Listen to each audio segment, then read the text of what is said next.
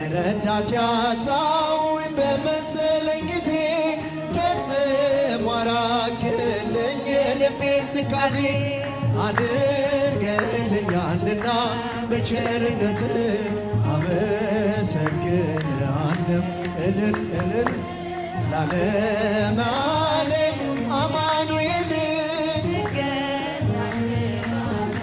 መድኃኔዓለም ዓለም አማኑኤል እገዛልሃለሁ መድኃኔዓለም አምላክ ሆይ ምስጋና ላንተ ይገባል። ለምስኪኗ ጎጆ በረከት ሰጥተሃል።